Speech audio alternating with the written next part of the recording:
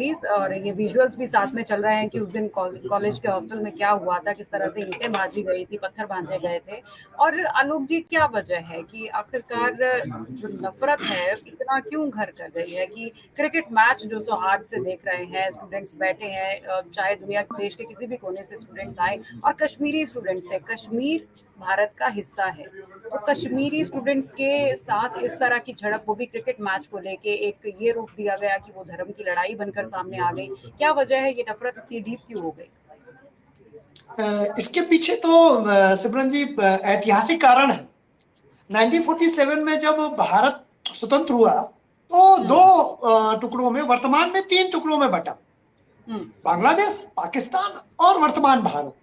और जो जम्मू कश्मीर की स्थिति है वो जवाहरलाल नेहरू जी की वजह से एक अजीब तरह की स्थिति हो गई कि क्योंकि वहां का शासक हिंदू था और जो मेजोरिटी ऑफ पर्सन थे वो मुस्लिम थे। तो पाकिस्तान ये मानता था क्योंकि मुस्लिम मेजोरिटी स्टेट है तो उसका हक है।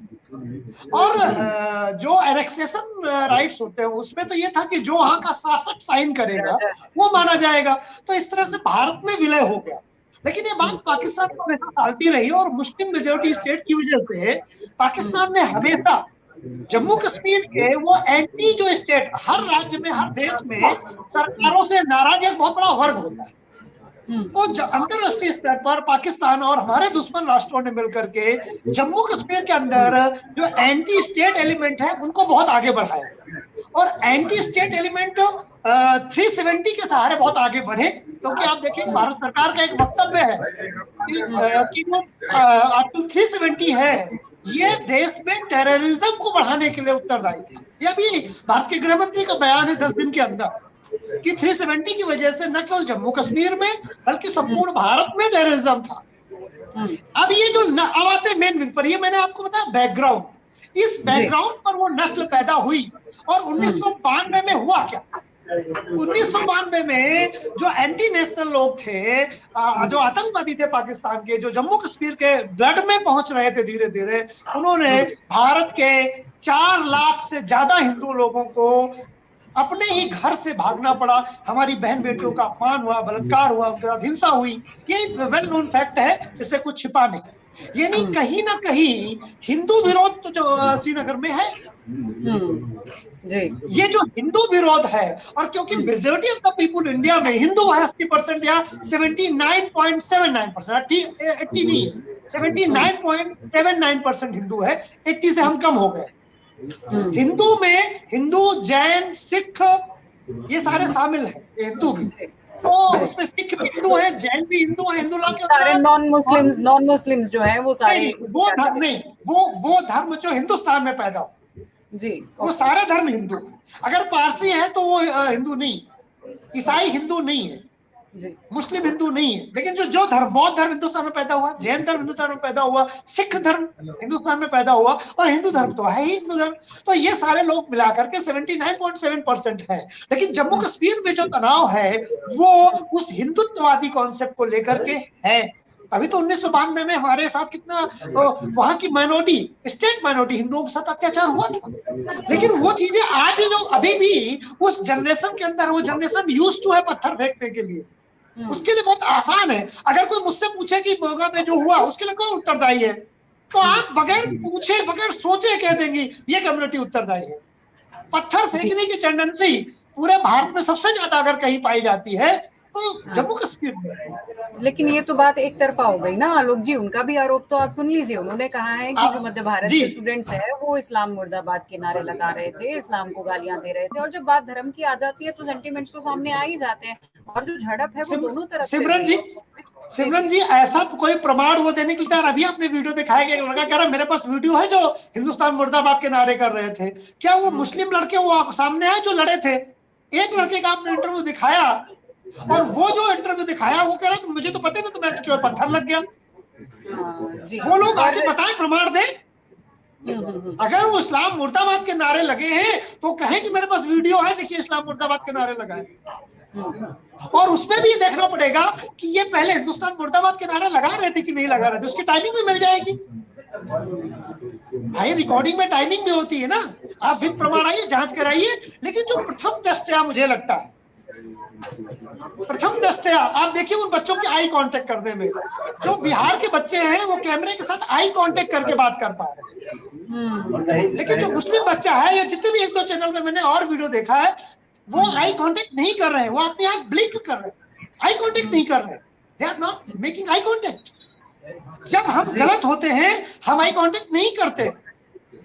मैं कोई जज नहीं हूं, हो सकता है कि वो बच्चे सही बोल रहे हो, लेकिन जो प्रथम दृष्टया सिम्टम्स दिखाई देते हैं मैं वो बता रहा हूं। ये तो जांच का विषय है कि फिर तय होगा कि कौन दोषी है, लेकिन ये सेंटिमेंट तो जग जाहिर है कि जब श्रीनगर में पाकिस्तान जिंदाबाद के नारे और हिंदुस्तान मुर्दाबाद के नारे, ये कोई नई टेंडेंसी नहीं है। तो लाल चौक पर क्या क्या होता रहा है आपको भी पता है। लाल चौक पे भारत के झंडा फहराने पे हमारे देश के भारतीय जनता पार्टी के संस्थापक की मृत्यु हुई थी। आज भी वो मृत्यु डाउटफुल है कि मृत्यु थी कि हत्या थी। जी, लेकिन कोशिशें आलोक जी यही रहती हैं मौजूदा सरकार की हो या फिर और सरकारों की, कि कश्मीर के लोगों को यह आश्वस्त किया जाए कि वो भारत का ही हिस्सा है और वो सुरक्षित हैं। बावजूद इसके वो जो नफरत है वो कहीं ना कहीं देखने को मिल ही जाती है, सामने आ ही जाती है। बेशक वो आप जैसे लाल चौक की बात कर रहे हैं वो हो, या फिर ऐसे जो कश्मीर के विद्यार्थी हमारे भारत के बाकी हिस्सों में पढ़ने जाते हैं वो हो। कहीं ना कहीं आप कह रहे हैं कि टेंडेंसी जो है वो कश्मीर जम्मू कश्मीर के विद्यार्थियों की है स्टोन पेल्टिंग की, लेकिन देखा जाए तो जो बाकी भारत के लोग हैं वो भी तो कश्मीर के लोगों को अपना उस तरह से एक्सेप्ट नहीं कर पाते उनके धर्म की वजह से। इसको नहीं, ऐसा कैसे है? धर्म की वजह से अगर होता तो यूपी में क्या जम्मू कश्मीर से कम मुसलमान रहते हैं क्या?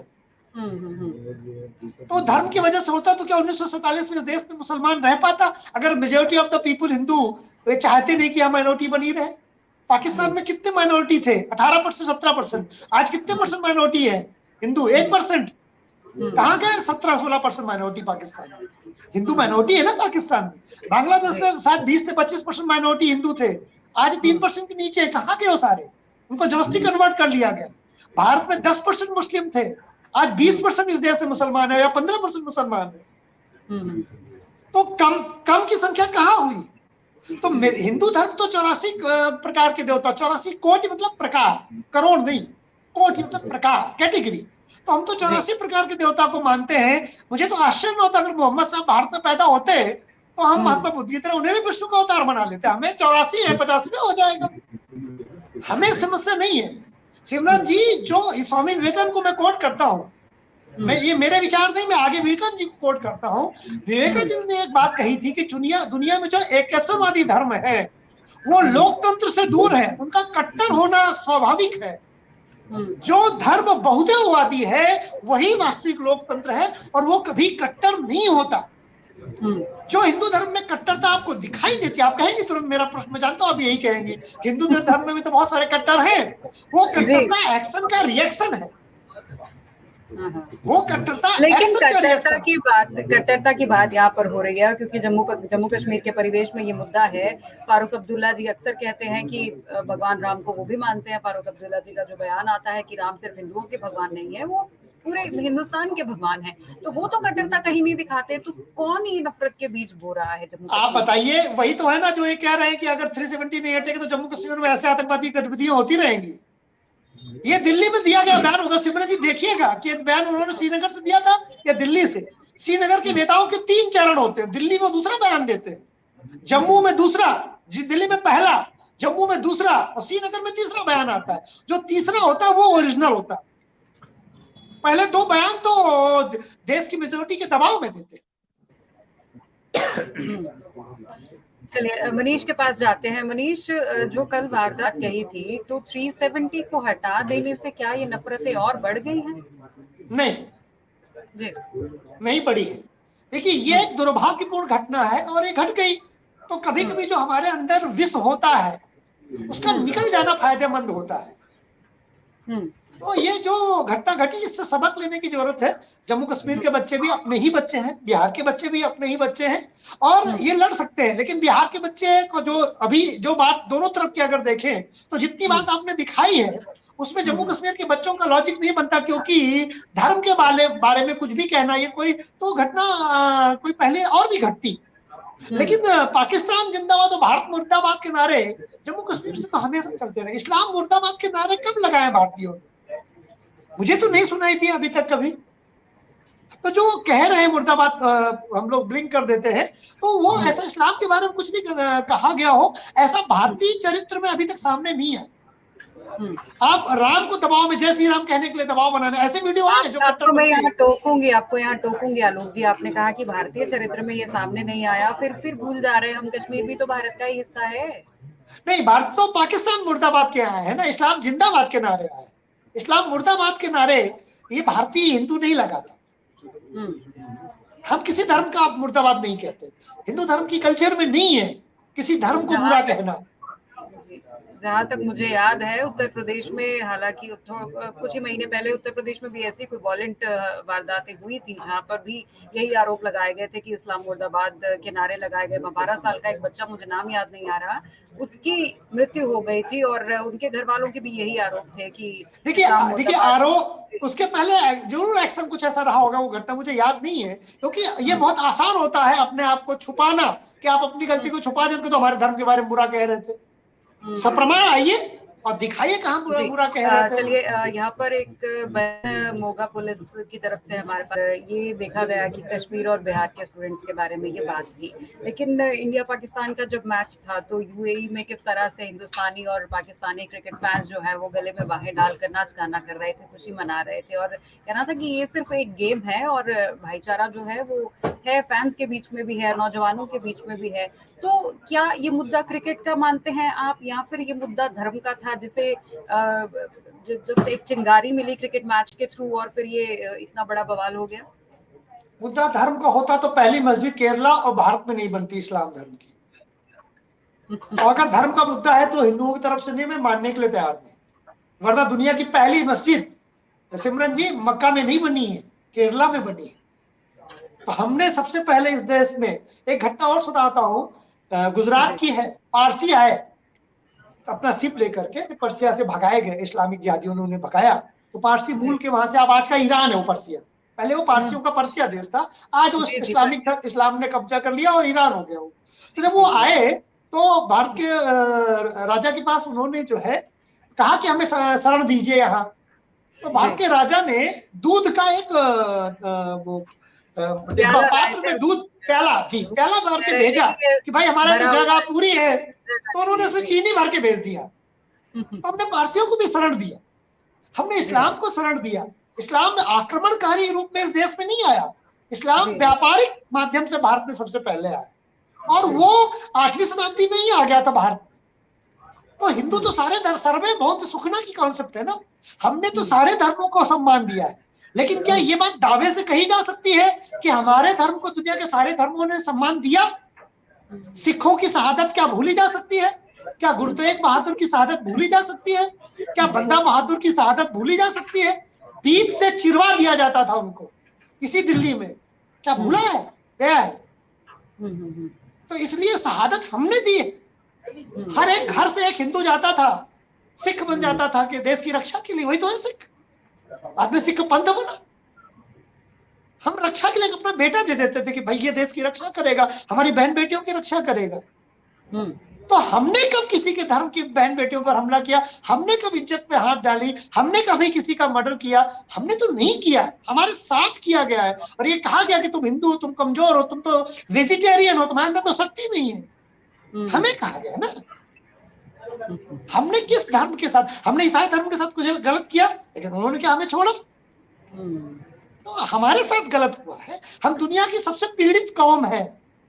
अगर दुनिया में किसी कौम का सबसे ज्यादा उत्पीड़न हुआ है तो भारतीय हिंदुओं का हुआ है। इसका कारण क्या मानते हैं आप आलोक जी? हालांकि ये बात दूसरे परिवेश में जा रही है, पर फिर भी मैं आपसे पूछना चाहूंगी जी। इसका कारण है हमारा ऑर्गेनाइज न होना। हम अपनी बात को पूरी दुनिया में उस तरह से कभी नहीं कह पाते थे। 1000 साल तक हम राजनीतिक रूप से सत्ता में हमारा विचार नहीं था। हमारे जो भी शासक थे वो हिंदू धर्म का राजनीतिक समर्थन नहीं करते। तो हमारी बात कौन पहुंचाएगा जब तक राज सत्ता समर्थन नहीं करे? तो 1000 सालों में पूरी दुनिया हमें भूल गई। इसलिए हमारी बात का, हम दुनिया के सबसे पीड़ित कौम हैं। चलिए, अगर दुनिया में जी जी जी जी जी, मुद्दे पर वापस आते हैं। एक बात मैं ये भी आपसे पूछना चाहूंगी, क्योंकि यहाँ मुद्दा है यंगस्टर्स का। जैसे अभी पुलिस ऑफिसर की भी हमने बाइट सुनी, तो उन्होंने कहा कि हमने मुकदमा कोई दर्ज नहीं किया है। बेशक अच्छी खासी झड़प उनमें हुई थी, ईंट पत्थर चले थे, टांके भी लगे हैं, पर कह रहे मुकदमा कोई दर्ज नहीं किया गया, ये सोचकर कि ये अभी यंगस्टर्स हैं, नौजवान हैं, इनका भविष्य क्यों खराब करना है। तो कौन सी ऐसी ताकतें हैं जो नफरत के बीच बोकर इन नौजवानों का भविष्य खराब करने की कोशिश कर रही हैं? क्योंकि देखा जाए क्रिस क्रॉसिंग की अगर मैं बात करूं, तो हमारे नॉर्थ इंडिया से भी बहुत सारे बच्चे हैं, वो बीएड करने के लिए जम्मू तक जाते हैं, पढ़ाई करने के लिए वो भी जम्मू कश्मीर की यूनिवर्सिटीज में जाते हैं, उधर से बच्चे इधर आते हैं। तो आपस में तो सौहार्द होना चाहिए ना। ये पहले ही सिखा के भेजा जाता है कि आपको उनके साथ जाके मिक्स नहीं होना, या आपको उनके धर्म की इज्जत नहीं करनी है, या फिर किसी से सौहार्द बनाकर नहीं रखना। देखिए सिमरन जी, पुलिस ने जो काम किया वो अच्छा काम है। विद्यार्थी विद्यार्थी होता है। अगर आप उसके ऊपर कोई इस तरह का एक्शन लेते हैं तो हम एक विद्यार्थी को खो देते, वो एक अपराधी का ठप्पा लग जाता है। तो मैं पुलिस की इस कार्यवाही को साधुवाद देता हूं और पंजाब सरकार को धन्यवाद देता हूं, क्योंकि पुलिस तो वही करती जो सरकार की सोच होती। तो आप आम आदमी पार्टी की सरकार को और भगवंत मान जी को ये बधाई देता हूं कि उन्होंने अच्छा एक्शन ये है कि नहीं लिया कोई एक्शन, यही अच्छा एक्शन। बच्चे हैं, लड़ सकते हैं। हमें तो उस रूट कॉज पे जाना है कि जम्मू कश्मीर के बच्चे भी तो अपने हैं ना। वही तो अगर वो बरगलाए गए कि जम्मू कश्मीर अगर वो भारत का हिस्सा है जी। नहीं, लेकिन एक समझना ये है कि अगर वो बरगलाए गए हैं तो हमें उस रूट कॉज पे जाना है कि बरगला कौन रहा है। दर्द तो बाहर दिखता है, प्रॉब्लम तो कहीं अंदर होती है ना। जो इन बच्चों के रूप में जहर दिख रहा है, ये जहर का को जन्म देने वाला कौन है, हमें वह रूट कॉज पे जाना है। बच्चे तो केवल सिम्टम्स है, और ये सिम्टम्स मैंने कहा हमें इस बात का भी तो ध्यान रखना चाहिए ना कि क्या पता है ये जो बच्चे हैं, इनके जो पूर्वज रहे हैं, जो पुरखे रहे हैं, क्या पता उनके साथ जातियां हुई हो जिसका असर जम्मू कश्मीर श्रीनगर में तो है मुसलमान हमेशा मेजोरिटी में रहा, वो उसके साथ क्या जाती हो। 75 साल से क्या पिछले 400 साल से मुसलमान मेजोरिटी में। तो 400 साल पहले कोई जाति इनको याद हो तो हम नहीं कह सकते। 400 साल से तो ये, हाँ 800 साल पहले 99% हिंदू थे वो। 400 साल के अंदर वो हम हिंदू माइनॉरिटी में हम आ गए, और फिर 75 साल में तो इनको 370 देके स्पेशल स्टेटस दे दिया गया कि भारत का कानून उनके यहाँ लागू नहीं होता था। अब इससे ज्यादा तो सिमरन जी कुछ दिया ही नहीं जा सकता, तो सब दे दिया, फिर भी वो खुश नहीं है, तो फिर आप खुश रखने के लिए खुश रखा नहीं जा सकता। क्या इसका मतलब कि पाकिस्तान का इन्फ्लुएंस ज्यादा है जम्मू कश्मीर के लोगों के ऊपर बजाय भारतीय सरकारों और भारतीय लोगों के? ये कठिन प्रश्न है, मीडिया में सोच के बोलना पड़ेगा मुझे, क्योंकि भारतीयों को क्या कहते हैं, ये ब्लेम करना या कहना गलत है। लेकिन मैं ये कह सकता हूं कि वहां का जो कट्टरपंथी वर्ग है उस पर तो पूरा पाकिस्तान का प्रभाव, और वो कट्टरपंथी वर्ग ने राजनीति के साथ मिलकर के जो मैक्सिमम मेजोरिटी पीपुल जो शांति से रहना चाहता था, वो उसको दबा के रखा था, उसकी आवाज। और 370 हटने के बाद वो जो मेजोरिटी पीपुल है, अब उसकी आवाज बाहर आने लगी। लेकिन जो ये कुछ जहर है जो बार बार बीच बीच उभरता है, ये ऐसे राष्ट्रविरोधी लोग काम करते रहेंगे, और हमें उस जहर को, जैसे पंजाब सरकार ने कुछ एक्शन न लेते हुए भी मरहम लगाने का काम, क्योंकि इसमें एक्शन का मतलब है इसको पॉलिटिसाइज करना।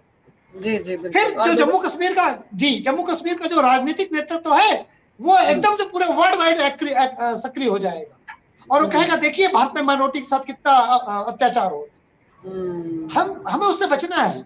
यहाँ हम राष्ट्र के रूप में रहे, मेजोरिटी और माइनॉरिटी से क्या लेना। हम तो इस कॉन्सेप्ट के खिलाफ हैं कि majority minority, SC ST OBC दलित, मेजोरिटी माइनॉरिटी। हाँ, हम मेरा बस है तो मैं कोई शब्द ही ना रखूं इस देश में, केवल एक शब्द भारतीय। बहुत बढ़िया, बहुत बढ़िया। तो आलोक जी, आप एक्सपर्ट हैं, पॉलिटिकल एनालिस्ट हैं, बच्चों को पढ़ाते भी हैं, आप खुद IAS की कोचिंग देते हैं, तो आपको क्या लगता है कि ये जो बच्चे हैं हमारे जम्मू कश्मीर के, जो नौजवान हैं, इनके दिलों से नफरत को मिटाने के लिए कैसे कदम उठाए जा सकते हैं? कोई कदम ना उठाना ही कदम। घर में आप सिमरन जी, जब बिगड़ा हुआ बच्चा होता है ना, माँ उसको बहुत केयर करती है, लड़का बिगड़ जाता है। मैं साधारण उदाहरण से बताता हूँ, फिर माँ पूरे जीवन उसकी केयर करती रहती है, लेकिन बच्चे की डिमांडें खत्म नहीं होती। तो सबसे अच्छा तरीका है इग्नोर। हम क्यों स्पेशल उनको फील कराएं कि जम्मू कश्मीर के तो स्पेशल है, ऐसा क्या है उनके पास जो स्पेशल है। ये जो हमने 75 साल से गलती की है कि वो स्पेशल है, क्यों भाई? बिहार का बच्चा स्पेशल क्यों नहीं है? उत्तर प्रदेश का क्यों नहीं है? जम्मू कश्मीर का तो स्पेशल क्यों है? जो हम स्पेशल फील कराते हैं ना, उनके अंदर कौन से सुख आपके पर लगे जो मेरे अंदर नहीं, जो सिमरन कौर के अंदर नहीं है? ऐसा क्या है जो पंजाबी के पास नहीं है, जम्मू वाले, श्रीनगर वाले के पास है? ये जो हमने ये स्पेशल का जो एहसास डाला है, यही हमारी सबसे बड़ी समस्या है। इंडियन कॉन्स्टिट्यूशन का आर्टिकल नंबर 14 कहता है equality before the law. Law क्या कि सभी बराबर, तो सब बराबर है। क्या जम्मू कश्मीर का हमारे भारत माता का सिर है जम्मू कश्मीर? आलोक जी, आप सुन पा रहे हैं मुझे? जी मैं सुन पा रहा हूँ जी। तो आज की इस परिचर्चा जी बस मैं लास्ट बात कह दूं, हम भारत माता की जो परिकल्पना करते हैं उसमें जो सर है वो तो जम्मू कश्मीर में है। क्या सर्वहीन भारत माता हो सकती है? वहां के जो मुसलमान बैठे हैं वो हमारी इमेजिनेशन में हमारे मस्तिष्क में बैठे हैं। पीओके कैसे, अब इस तरह क्या करें? आलोक जी, आपने सर की बात करी, चलिए मैं कंक्लूड करने वाली थी, लेकिन सवाल यहाँ पर एक और खड़ा हो जाता है। आप पीओके को कैसे इग्नोर करेंगे? आप सियाचिन को कैसे इग्नोर करेंगे? वो तो पूरा ऊपर से 2 हिस्से कट गए। कहाँ गया आप सर? अब मीडिया लाइव कहना चैनल में बहुत ज्यादा ठीक नहीं है, लेकिन ये समय की बात है। एक दिन आप सुबह उठेंगी और प्रधानमंत्री जी कहते मिलेंगे भाइयों और बहनों आज से पीओके हमारा। और अगर कोविड ना आया होता सिमरन जी, तो अब तक पीओके भारत का हिस्सा होता। मेरी जो एनालिसिस है, मैं ओपन नहीं कह सकता, मेरी पास जो एनालिसिस है, जो मेरे पास जानकारी है, उसके हिसाब से बस किसी दिन एक दिन सुबह उठेंगे, जैसे एक दिन सुना था हमने कि भाइयों और बहनों शब्द आया, भाइयों और बहनों आते ही मोदी जब सुबह सुबह बोलते हैं तो राष्ट्र विरोधी लोग कांपने लगते हैं कि अब क्या आया। तो एक दिन बस पीओके ऐसा ही होगा कि भाइयों और बहनों आएगा और हम लोग मुजफ्फराबाद तक बहुत जल्द जाएंगे। जी, लाइक कहना मुश्किल है। जी, हम यही कामना करते हैं, देश का सौहार्द जो है वो बिगड़ना नहीं चाहिए, चाहे कोई भी धर्म हो, किसी भी जाति के लोग हो, और देश के किसी भी हिस्से में वो रह रहे हो, कोई भी कार्य कर रहे हो या स्टडी कर रहे हो या कोई कामकाज कर रहे हो, सौहार्द बनाकर रखना चाहिए। मुझे लगता है यही हमारा इंडियंस का जो एसेंस है, हम भारतीयों का जो एसेंस है, वो यही कहता है कि मिलजुल कर रहना चाहिए, एकता बरकरार रखनी चाहिए। आलोक जी, अगर आप कुछ कहना चाह रहे हैं तो जल्दी जल्दी कंक्लूड। जी, इंडियन कॉन्स्टिट्यूशन का आर्टिकल नंबर 30 बताना बड़ा जरूरी, जिसमें माइनॉरिटीज को स्पेशल राइट्स है अपने एजुकेशनल संस्थाओं को बनाने का। इसको लेकर के भी बड़े सारे लोग मुस्लिम भाई हमारे नाराज होते हैं कि उन्हें तो पूरा अधिकार है। सुप्रीम कोर्ट का एक केस आया था, राजस्थान वर्सेस सुप्रीम कोर्ट का था, या मैं नाम भूल रहा हूँ, राजस्थान ने गुजरात का मैटर को लेकर के किया था, सुप्रीम कोर्ट ने डिसीजन दिया था और माइनॉरिटी के लिए कहा था कि आपको स्पेशल स्टेटस तो आर्टिकल 30 से मिला है, वो सेपरेटिज्म को लाने के लिए नहीं मिला है, वो गेटोस बनाने के लिए नहीं मिला है आपको, इसलिए ना कि आप एक जैसे लोग, एक धर्म के लोग जगह पढ़े और भारत की मेजोरिटी के साथ जुड़े। तो जो लोग भी ये बात देख रहे हो, उनको जो स्कूल बनाने का अधिकार है, उनको जो विशेषाधिकार प्राप्त है, वो गेटो बनाने के लिए नहीं है, सेपरेटिज्म बनाने के लिए नहीं है। जैसे श्रीनगर के हमारे मुस्लिम भाई एक सेपरेटिज्म को लेकर के चलते हैं, या हर शहर में एक मुस्लिम बस्ती गेटो के रूप में, वो देश के लिए ठीक नहीं है। वो आर्टिकल नंबर 30 सुप्रीम कोर्ट द्वारा जो एक्सप्लेन्ड है, वो कहती है माइनॉरिटी की ड्यूटी है आर्टिकल 30 के द्वारा कि वो मेजोरिटी के साथ जुड़े। मेजोरिटी तो कोशिश कर ही रही है 1000 साल से। ये माइनॉरिटी को विशेषाधिकार इसीलिए मिले हैं कि वो सेपरेटिज्म को बढ़ावा ना दें। ये मुस्लिम भाइयों की भी ड्यूटी है कि वो सेपरेटिज्म को बढ़ावा ना दें। हर मुस्लिम, हर माइनॉरिटी की ड्यूटी है, मेजॉरिटी की तो है ही। जी, हर एक भारतीय की ड्यूटी है, मुझे लगता है कि आपके और हमारे जैसे हर एक भारतीय की ड्यूटी है। और वसुधैव माइनॉरिटी जी, अगर हम वसुधैव कुटुंबकम का नारा देते हैं कि वर्ल्ड इज माय फैमिली, तो हम पहले अपने भारत को एक फैमिली बनाएं और सौहार्द के साथ रहें, और ऐसी घटनाओं को मुझे लगता है कि रोकथाम करने की जो है ज्यादा जरूरत है। स्टूडेंट्स भी हो चाहे यंगस्टर्स हो, कि क्या क्रिकेट के नाम पे ज्यादा भावुक हो जाते हैं, लेकिन सूझबूझ से काम लेना चाहिए। सब लोग एक हैं और इसी में जो है वो हमारे हिंदुस्तान की खूबसूरती है। इसी के साथ मैं इजाजत चाहूंगी। आलोक जी, आपसे बहुत बहुत शुक्रिया, आप इस परिचर्चा में हमारे साथ शामिल हुए। मुनीष जी, आपसे बहुत बहुत शुक्रिया, थैंक यू जी, हमारे साथ जुड़े रहे। धन्यवाद, बहुत बहुत धन्यवाद।